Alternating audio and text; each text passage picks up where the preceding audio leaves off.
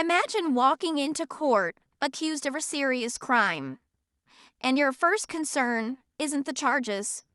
It's whether you can sit there without cuffs and use a nicer pen. That's what Stephan Stern asked the judge for: no restraints and a felt pen. Let's see how that went. This is the Stephan Sterns pretrial hearing, and Judge Mental is in session.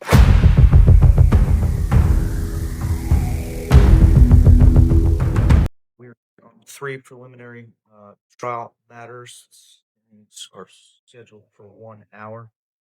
Ms. Smith, I don't have a preference on what order we handle your motions. Would you like to address first? Mr. Johnson, No tagging on the first motion, Alex Johnson for the defense. We'd like to address defendant's motion to remove newspapers from courthouse during attendance proceedings. All right, thank you. As to argument for this motion, defense did have pre-marked this morning, and I would move into evidence as defense exhibit 1. It's been pre-marked as defense exhibit A, and a copy of the Osceola News Gazette that was present in the lobby this morning, which directly addresses the Stephan Sterns trial beginning July 22nd on the front page of the newspaper of the whole.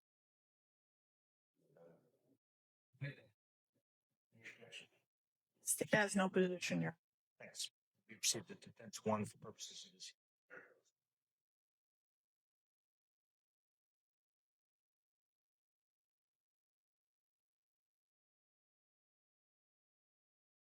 So as to this motion,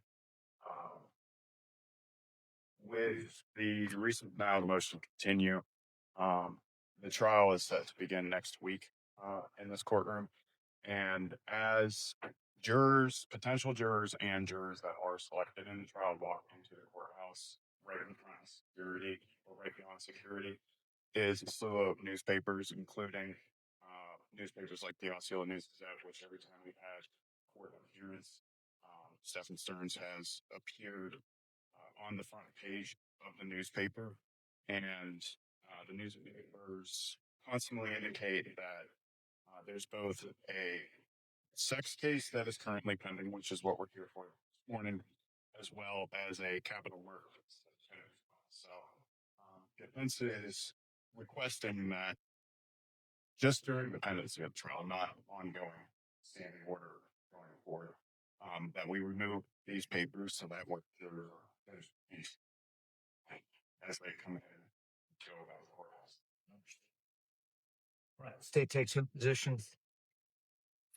I have confirmed with jury services that jury services do not provide newspapers to potential jurors.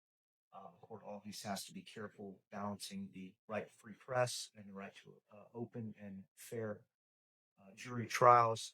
I do find that should there be newspapers available where the jurors can you give me some guidance as to where this table is downstairs? Is it over by the employee area? Is it where the general public would come in? It's where the general public comes in. It's so if you're looking at the first floor, there's the area where you go to the elevator, and then there's the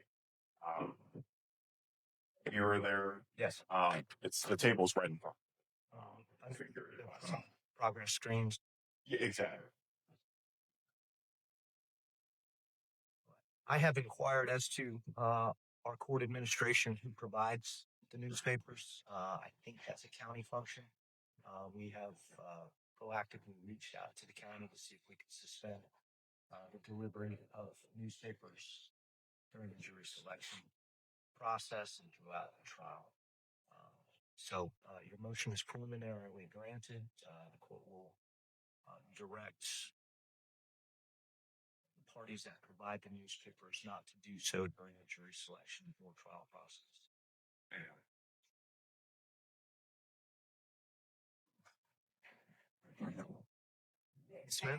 Yes, Judge. Defense's witness wants to proceed on the defense's motion to order all media to adhere to the rules of judicial administration and the administrative orders. Essentially, Judge, defense is asking, according to as the rules require, that the media, and since defense is on the left side of this courtroom and the media is positioned directly behind us, their camera intentionally, inadvertently. I'm not saying that they're doing it intentionally. It's focused on counsel's table in order to get views of Mr. Stern and things of that nature.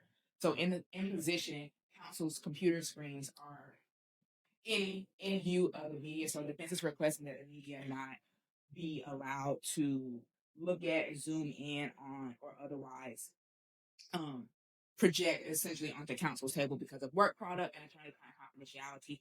I understand that attorney-client confidentiality, we have to essentially affirmatively attempt to protect it. And when we have communications, we do mute the mic. However, because the table is so large and spacing, this is just asking that the media not be ordered, not be allowed to zoom in on our computers or our computer screens. Under the administrative order, it says that it communications between attorneys and their clients, between counsel and co-counsel, or anything that's held then is required not to be recorded or broadcasted. So defense's position that anything that is occurring essentially at the counsel table in terms of notes, whether that be handwritten notes or computer screen notes, not be looked at. The defense has taken affirmative steps to have our privacy screen and additionally dimming the lighting on the laptops. However, even with that, it still is viewable for the media, and sitting in court to dim screens and dark nights for multiple hours is going to cause headaches, but also to protect not only Mr. Stern's confidentiality, but potential other clients' information who we're working on while hearing court. So that the media not be allowed to look at, zoom in on computers or child's private service. The state doesn't have a position. However, I think if the court is going to issue an order, it needs to be everybody in the courtroom, not just specifically media. I think the state will media no anyone There's a lot of amateur media that will cover this trial, and they use phones, from my experience in other high profile trials. So the order should be broad enough that it covers everybody in the courtroom, perhaps even an order that people in the gallery should not be allowed to have their phones out during the trial. Yeah. Sometimes they need daily reminders. Sometimes they need multiple daily reminders, but they also focus on the state's computer, and we are obviously against that for the same reasons.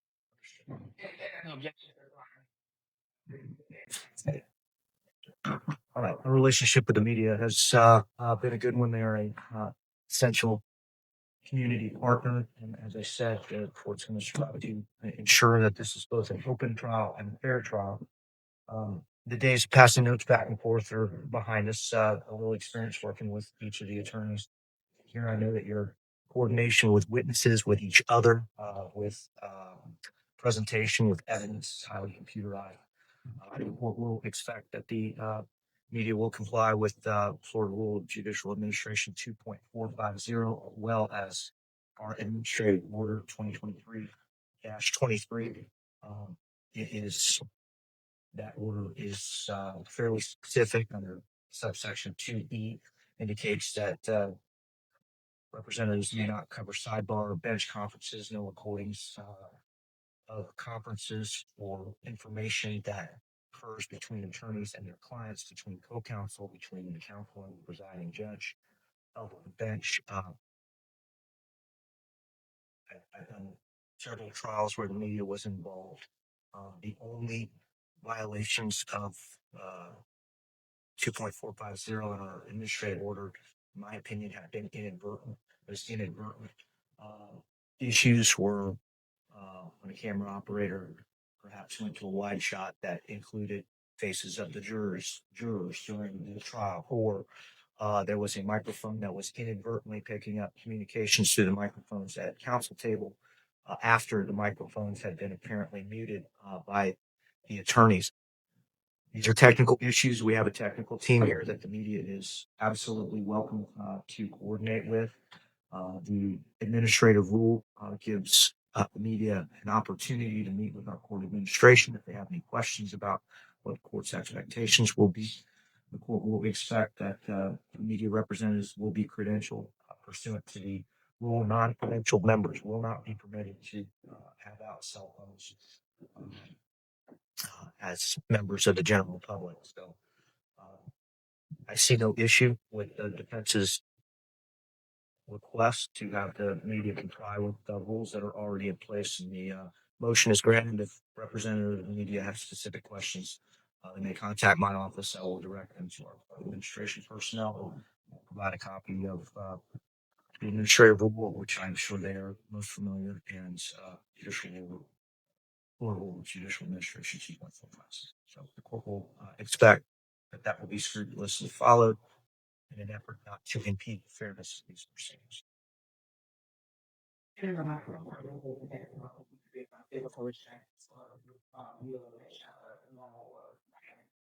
Thank you.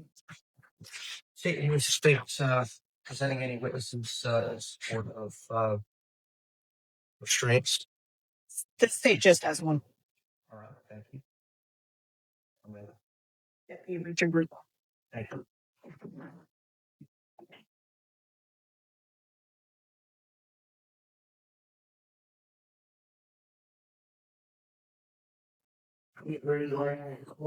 You solemnly swear or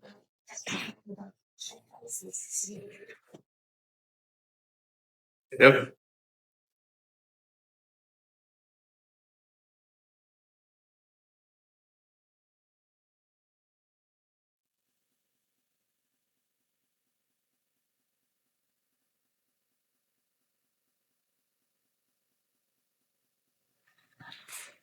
Morning, will you spell your first and last name for the record? Yes, Ricardo, Ricardo. Last name is Rosario, Rosario.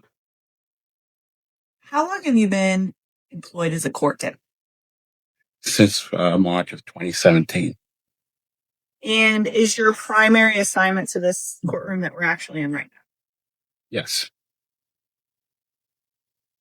Are there policies in place for the use of any type of restraints during a felony criminal trial or an accused? That's correct. And how many felony criminal trials have you participated in as a court deputy? You remember the count? I can't remember how many. That's fair.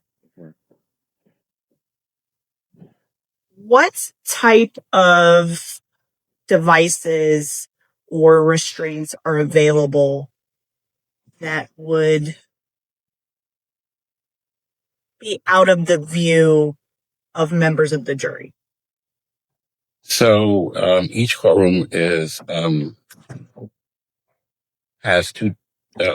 One device is kept downstairs in the first floor, which is a stun cuff, and in the courtrooms we have a leg brace.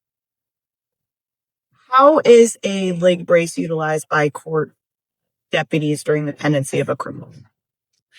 So a leg brace is essentially a long bar. It has 4 straps, and in the center there's a tab that you can pull so the person can sit down. Otherwise, the bar won't bend. So basically, what happens is when the person sits, it bends, but when they stand up, it just locks, and it prevents the person to run away. Well, they would have to essentially hop away because that leg is stiff. What is the purpose? Let me ask you this. Are there any safety concerns for you as a court deputy in this courtroom should a accused during the criminal trial not be equipped with such a thing as a leg brace? That's correct. So when any inmate is brought over to the courthouse, they're in restraints, handcuffs, and leg chains. When they're brought over for a trial, they are dressed out in proper attire, sued. And at that point, they're in the custody of the sheriff's office. Then we have to maintain a level of safety and security for the inmate and as well for everybody else in the courtroom. So that's the reason why we utilize those restraints.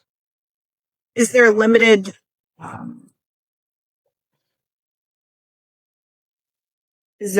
staff here at the courthouse for the sheriff's office?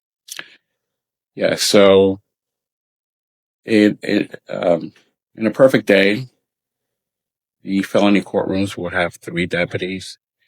A misdemeanor courtroom would have 2, and civil would have 1. But due to staffing, sometimes people take off or they're sick, and there's it creates a safety hazard if we running a high profile felony case with just two deputies. So hence the reason why we use also the device. Is this device something that is visible to anybody that is looking at the outer appearance of an inmate that's wearing it? No. Is this device something that delivers a shock or pulse of electricity or anything like that? That's correct. It does or it does not? It does. It does. When does that happen? So, if I may, I have the device in front of me. Would utilizing the device assist you in explaining how it operates? Yes, ma'am. Go ahead. So, essentially, this is a skunk cuff that's wrapped around a inmate's ankle, and it's tucked away under the clothing. There are two metal pieces here that is close to the subject's skin, and the strap is placed accordingly and wrapped not tightly but snug that it won't fall off. The remote is this right here, which is kept at all times with a deputy within the courtroom. Nobody knows who has it. It's hidden discreetly. No one sees it.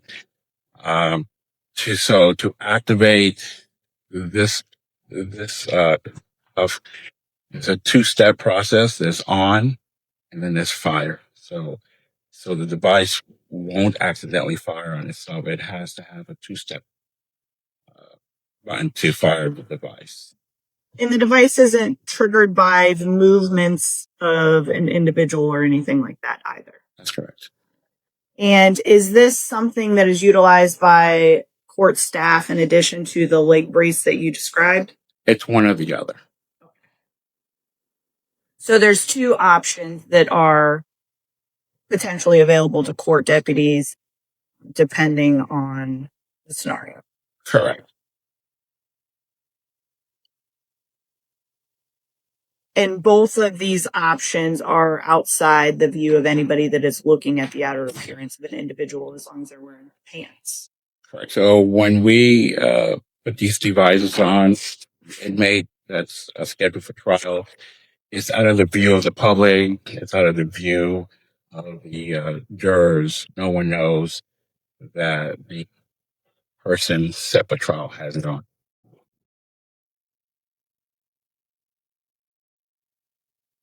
And let's talk a little bit about writing utensils.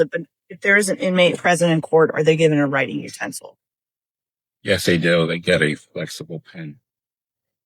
And those flexible pens are made available by court staff to individuals that are participating in the criminal trial process. Yeah. And what is the purpose of court deputies providing that specific type of writing? Essentially, the pen, it does write well, but is used sort of for a safety purpose in the event that the inmate would like to use it sort of as a weapon. The pen is designed to fold and flex as opposed to another pen or a big pen or a metal pen that can actually be used as a more deadly device. It's a safety concern for court deputies. Yes.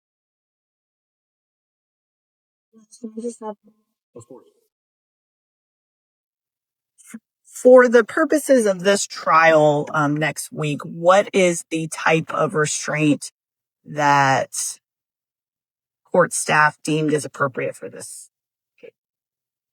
We will be utilizing the stunt cuff, and actually this is a newer version. The older version is a much bigger, broader box. This one is a newer one. So we'll be using this one right here.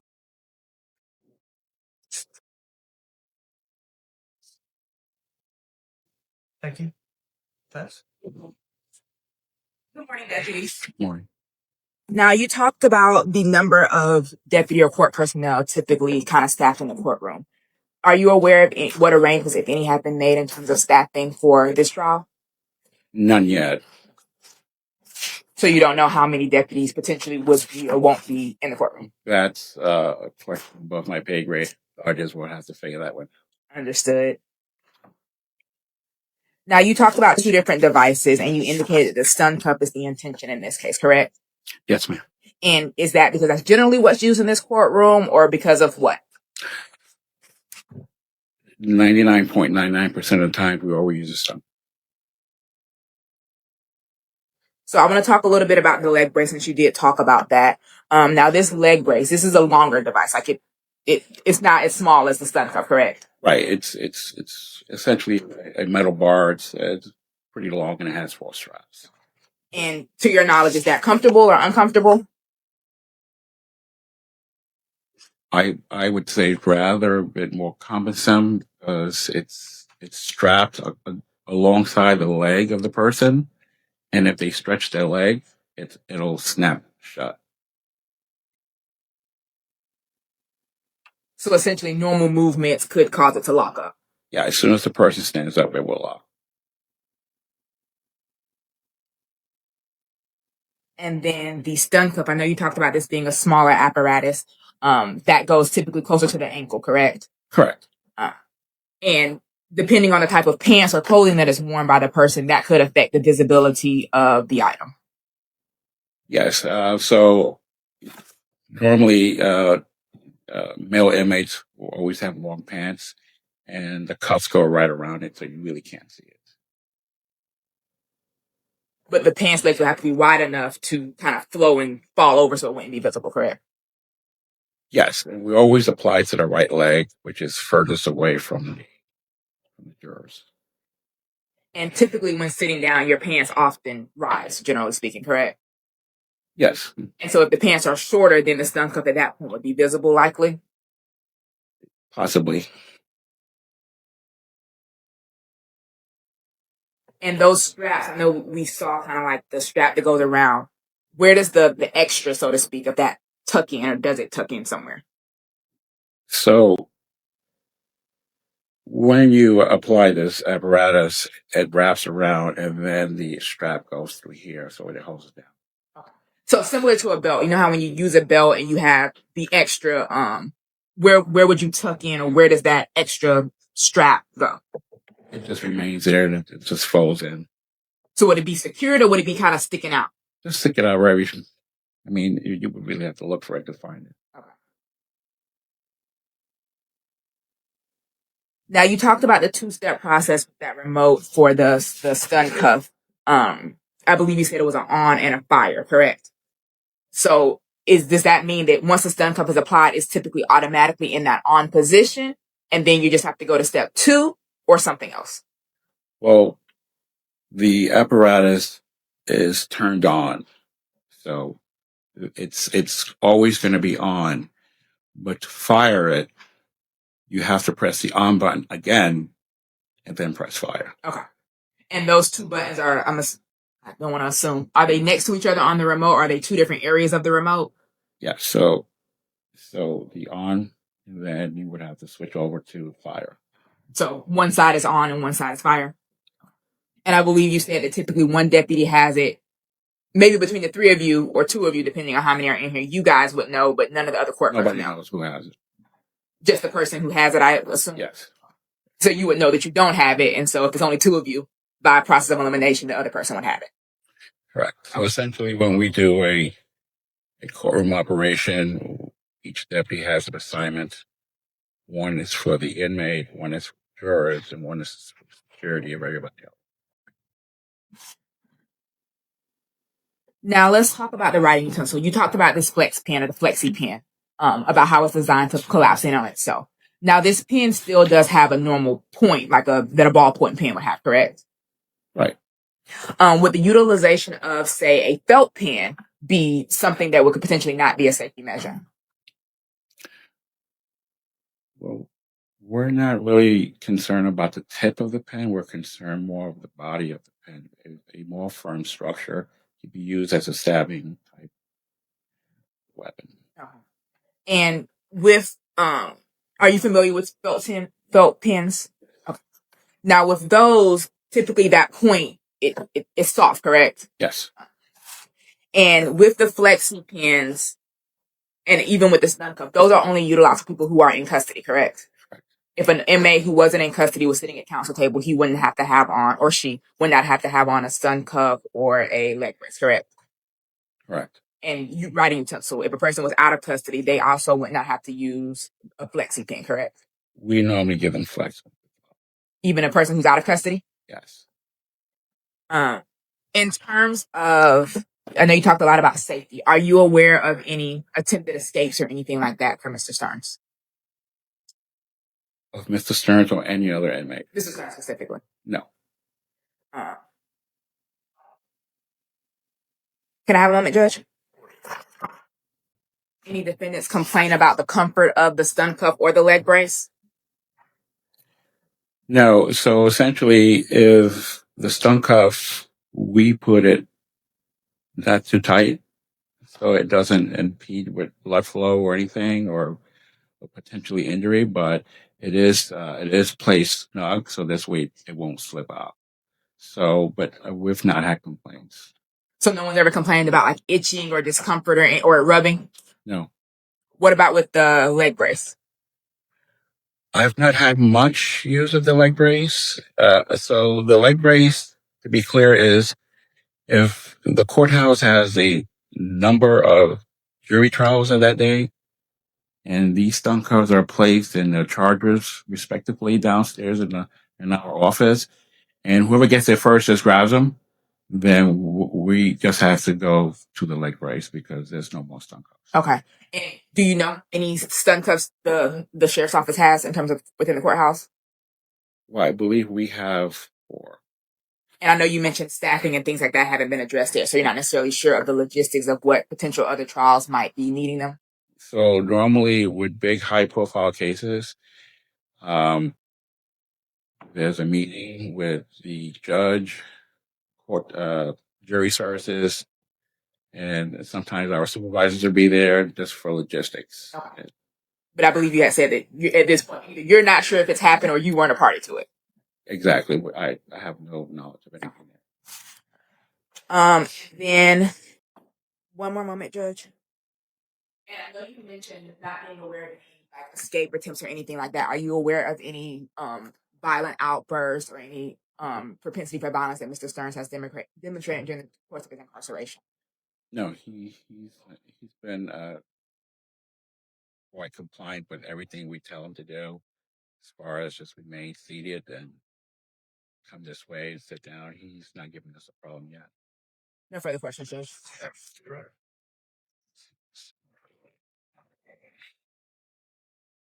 Oh, yeah. It was already set down. Additional witness. No, no. Thank you. Defense in this case is asking that Mr. Sterns be free of the use of the leg brace or the stun cuff, and we're also asking for the use of a regular life so in this case. Why? Why do you care what writing intentionally? Judge, in prior experience, the flexi pens, they often skip, they often don't have ink, or they don't write well. So when a time to communicate, especially in an attempt to not use the microphone so that counsel can pay attention to questions that are being asked, having a utensil that writes and functions easily and freely as opposed to having to stop, well, not necessarily stop the proceedings, but trying to get a deputy's attention to get us another flex pen while we're also trying to watch what is being presented, listen for objections or making necessary objections. Essentially, it's a distraction if we're having to make sure that his pen is working and he's able to communicate with us or being able to read it if it's skipping. So we're trying to figure out essentially what are the holes in the bubbles of what he's writing.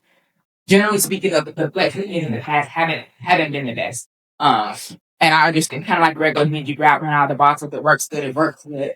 So we're asking for like a felt tip, and I understand the deputy's testimony in terms of the safety concern. It's the defense's position that the use of a felt tip pen, being a soft tip, it's essentially a marker. We would give it to him without the cap, would be sufficient. He would be able to write, communicate with us easily and effortlessly without having to worry about pen stopping or not working and things of that nature. So we're asking for the use of a regular writing utensil holding a relative pen to utilize. And then in terms of the restraints, again, we're asking for Mr. Sterns to be free of physical restraint. I understand the policy of the sheriff's office and things of that nature. However, it's looking at a case by case basis, not a general policy that applies across the board. There's been many of the escape attempts and protective or monitoring for incarceration. However, the deputy actually testified to the opposite is concerned and compliant. If you listen, follows direction, that's what it gets asked. So and I understand the staffing issue. However, at this point, they're not aware of the number of deputies that will or won't be in court anyways. So the defense is asking that Mr. Sterns be free of physical restraints. Because if he was out of custody in this case, he would not have physical restraints. I know the deputy testified that typically people who are out of custody also use flex pen. That hasn't generally been my experience in this courtroom, but that could have changed since the last time I've done a trial here in this courtroom. The defense is asking that Mr. Sterns be free of physical restraints. Thank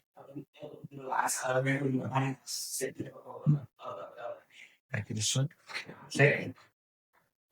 Yes, Your Honor, the state provided testimony through Deputy Rosario, who testified as to what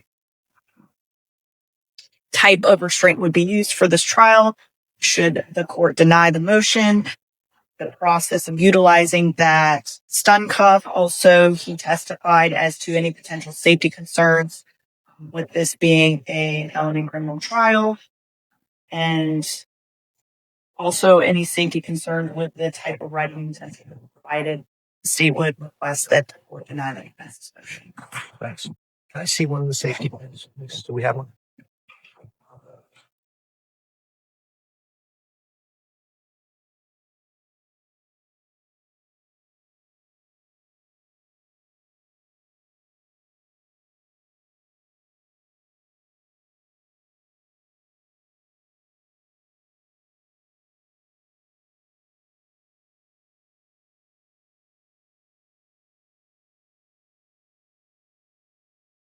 All right, purposes of the record, one of the safety pins, they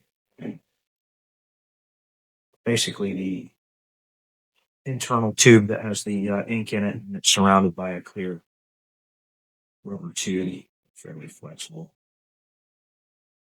They're also about 3 inches long. Essentially different than the writing instruments that the attorneys would be using.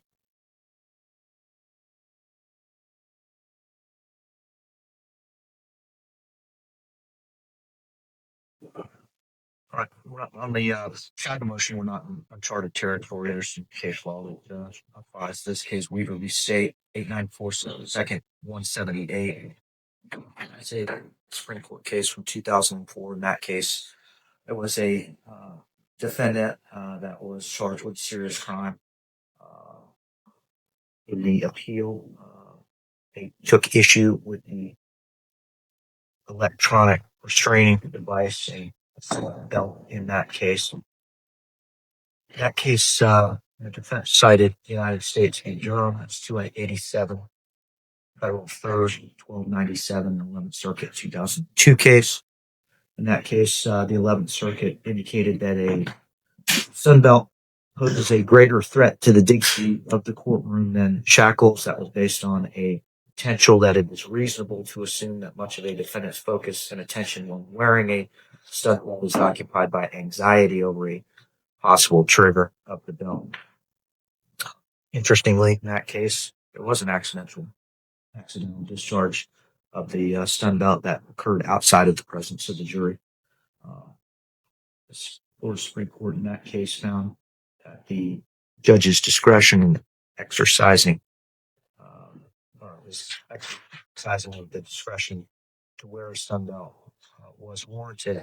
However, in that case, the defendant was pro se and was permitted freedom of movement about the courtroom. So the court in the Weaver case surmised that there was no lesser alternative other than the stun belt to allow freedom of movement, as well as accomplishing the concerns, which was a concern regarding escape or proximity to the attorneys, the jury, and the court.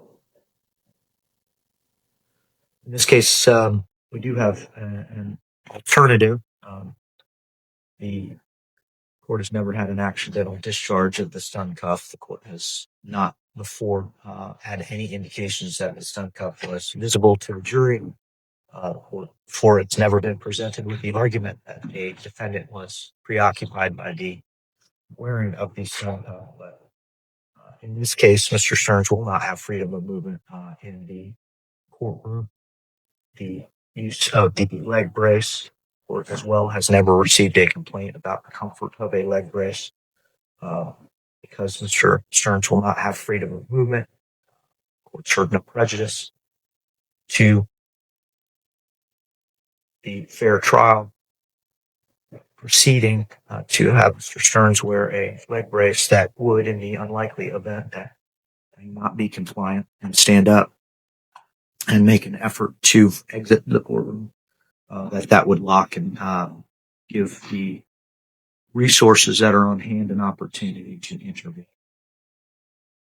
The court understands that these matters should be considered on a case-by-case basis. The court can see no prejudice. The device will not be visible. The court has not before received a complaint about the comfort of that particular device, and the fact that Mr. Sterns will not be permitted to move about the courtroom anyway. The court can't find that would be prejudicial. The court finds that a consideration of due to the layout of this courtroom, proximity to the jury, proximity to the exit of the courtroom, and the severity of the allegations and the emotional nature of the what is surely to be presented, that a leg brace is warranted and will be ordered to be implemented while he is present in the courtroom. We also have a private area that can be outfitted, and I'll address continuing concerns with.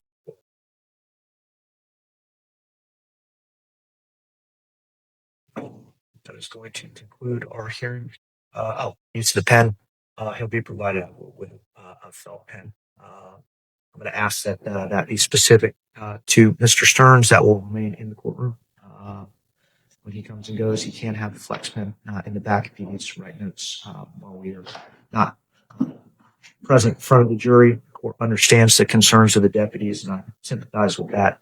The layout or the construction of the flex pen, it's different than the construction of ordinary pens. I fear that it may create a question in the mind of the jury as to his incarcerative status.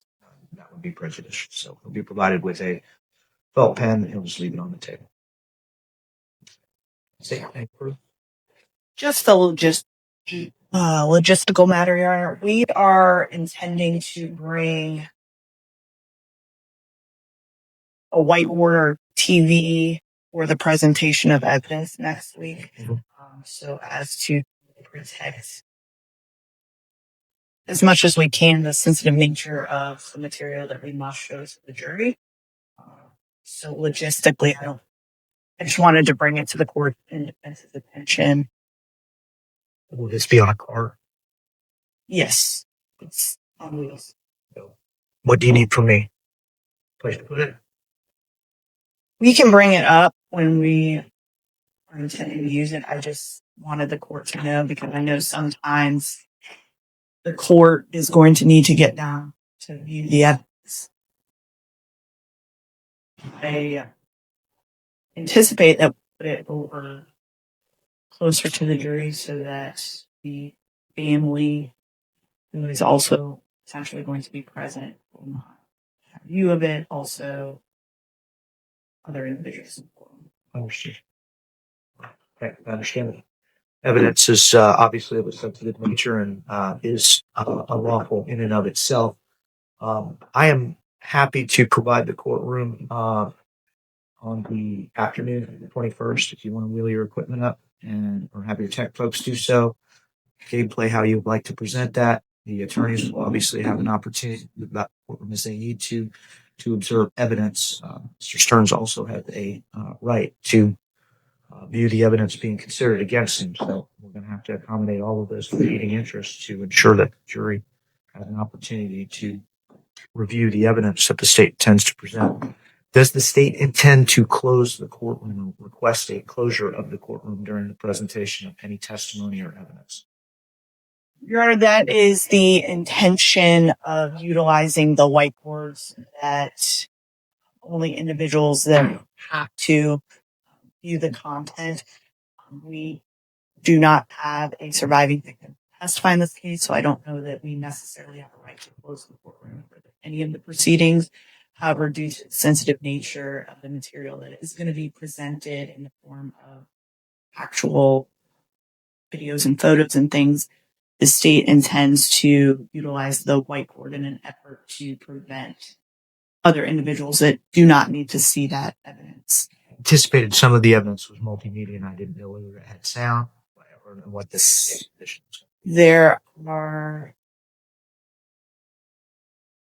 I believe, 5 counts that are video with sound.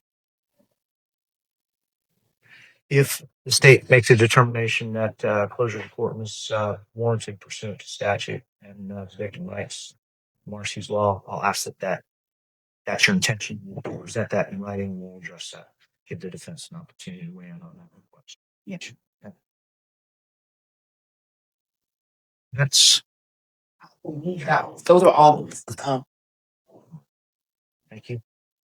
But, as I said, the court will make itself available for the rest of this week and on Monday for access to the courtroom. If you have specialized concerns, equipment concerns, please be proactive in asking in advance and resolving those issues with court staff prior to jury selection beginning on Tuesday, the 22nd.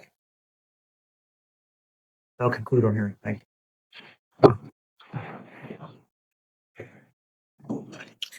So you got some bad defense stuff there. Yes, Judge, we can provide stuff. So run those, bring them in and let the deputies take a look. Blue or black? What color preference? Up to you guys.